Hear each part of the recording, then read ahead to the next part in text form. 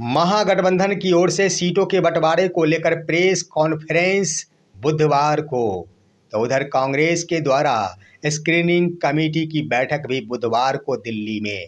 दोस्तों नमस्कार, मैं हूं आपका दोस्त एसके चौधरी। जैसा कि तमाम महागठबंधन के घटक दलों के नेताओं के द्वारा यह बयानें दी जाती है कि महागठबंधन के अंदर सीटों के तमाम समस्याओं का निदान कर लिया गया है, किसी भी प्रकार का उलझन नहीं है, चाहे वो कांग्रेस के लीडर हो या फिर सन ऑफ मल्लाह मुकेश सहनी हो या फिर आरजेडी के लीडर हो या फिर लेफ्ट पार्टियों के लीडर हो।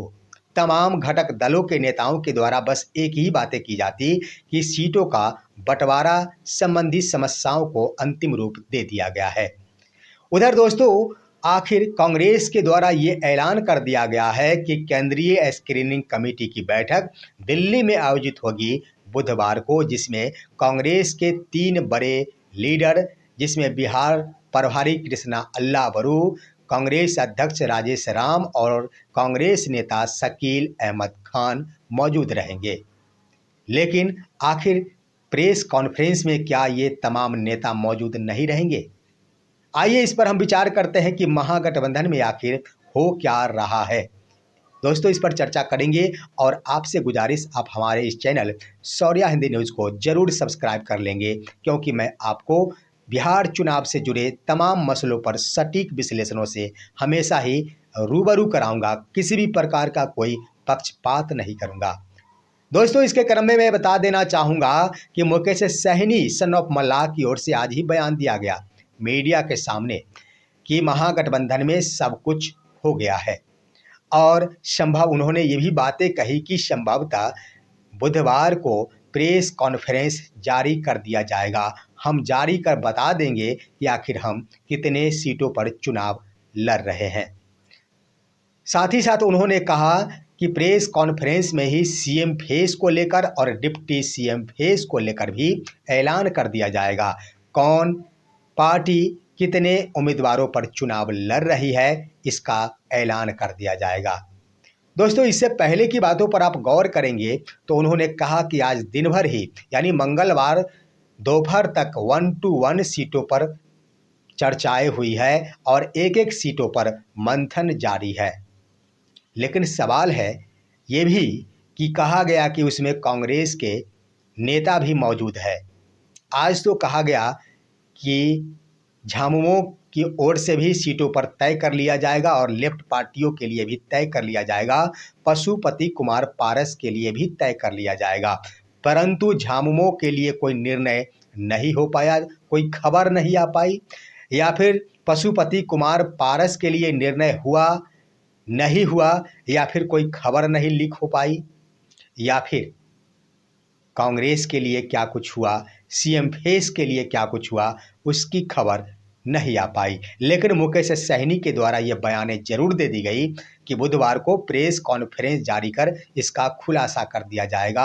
1 to 1 सीटों पर चर्चाएं हो गई है। तो दोस्तों एक तरफ ये बातें कह दी गई कि सभी एक सीट पर चर्चाएं हो गई, तो आखिर कांग्रेस के द्वारा यह खबर दी गई है और इसकी सूचना बिहार कांग्रेस अध्यक्ष राजेश राम ने दी है कि केंद्रीय स्क्रीनिंग कमेटी की बैठक कांग्रेस की ओर से दिल्ली में होने जा रही है। उसमें बिहार के तीनों लीडर मौजूद रहेंगे और वहां जितने भी सीटें मिली है उन सीटों पर आखिर कौन उम्मीदवार खड़े होंगे उसको अंतिम रूप दिया जा सकेगा, स्क्रीनिंग की जा सकेगी। अब यहाँ पर 2 तरह के सवाल उठ रहे हैं दोस्तों, जिस पर गौर करने की बात है। सबसे पहली बात कि आखिर जब 1 to 1 सीटों पर चर्चाएं हो गई, तो 1 to 1 सीटों पर चर्चा का मतलब होता है कि घटक दल की ओर से कौन से उम्मीदवार इस पर खड़े किए जाएंगे। उसके बाद आइए, जब ये बातें हो गई, चर्चाएं हो गई, तभी तो कहा जा रहा है कि अंतिम रूप दे दिया गया है और प्रेस कॉन्फ्रेंस जारी कर बता दिया जाएगा। दूसरी तरफ आखिर स्क्रीनिंग कमेटी में कांग्रेस क्या कुछ करने जा रही है। स्क्रीनिंग कमेटी का मतलब हुआ कि एक सीट पर जितने भी आवेदन आए हैं उन तमाम आवेदनों पर विचार करते हुए किसी एक आवेदन को फाइनल रूप दिया जा सकेगा।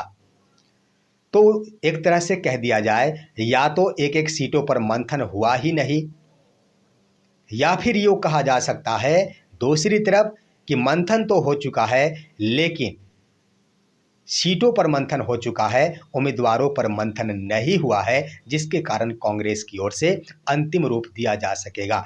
तो इस आधार पर दो अर्थ लग रहे हैं, या तो प्रेस कॉन्फ्रेंस जारी करने से पहले स्क्रीनिंग कमेटी की बैठक बुला ली गई है और बैठक में निर्णय के उपरांत ही बुधवार शाम तक प्रेस कॉन्फ्रेंस जारी किया जा सकता है। पहली बात ये सामने आ रही है, और दूसरी तरफ आप विचार करेंगे तो ये भी उद्देश्य हो सकता है कि एक तरफ जहां प्रेस कॉन्फ्रेंस की बातें हो गई, तो दूसरी तरफ कांग्रेस के द्वारा इसे टालने के लिए ही स्क्रीनिंग कमेटी की बैठक बुला ली गई, ताकि यह कहा जा सके कि अभी तक कुछ फाइनल नहीं हुआ है, तो प्रेस कॉन्फ्रेंस आखिर कैसे जारी किया जा सकता।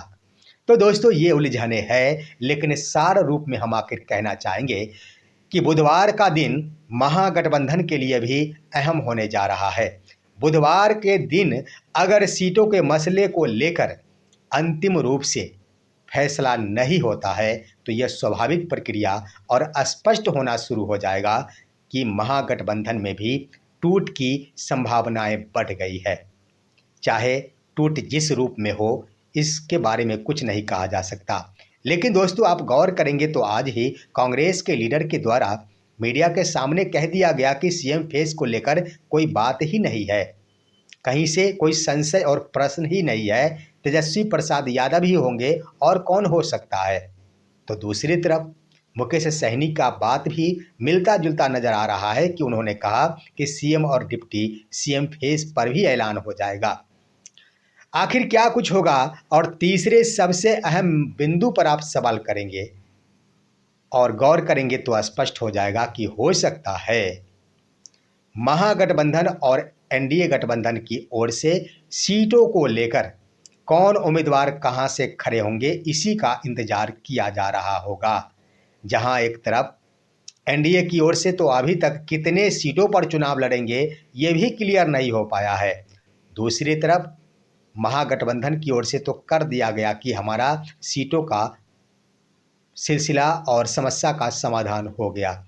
लेकिन दोस्तों आखिर देखना अब दिलचस्प हो गया है, अंतिम दौर तक महागठबंधन का यह सीटों का बंटवारा का प्रश्न पहुंच चुका है। अब बुधवार 2025 जो 8 अक्टूबर का होगा, काफ़ी अहम दिन होगा। पूरे दिन बिहार की जनता इंतजार करेगी कि आखिर कब प्रेस कॉन्फ्रेंस जारी किया जा सकेगा तेजस्वी प्रसाद यादव की ओर से। लेकिन ये भी संभावना से इनकार नहीं किया जा सकता कि बुधवार को अगर प्रेस कॉन्फ्रेंस नहीं बन होता है, तो यह मानकर चल लेना होगा कि महागठबंधन में भी टूट के दरारें पड़ चुके हैं, जो कभी भी अलग हो जाएंगे। फिलहाल आज की खबर यहीं तक। आप सभी हमारे इस वीडियो को लाइक कीजिए, अन्य दोस्तों के पास शेयर कीजिए और अब दीजिए अपने दोस्त को इजाज़त। हम फिर मिलेंगे आपसे अगले वीडियो में, तब तक के लिए नमस्कार।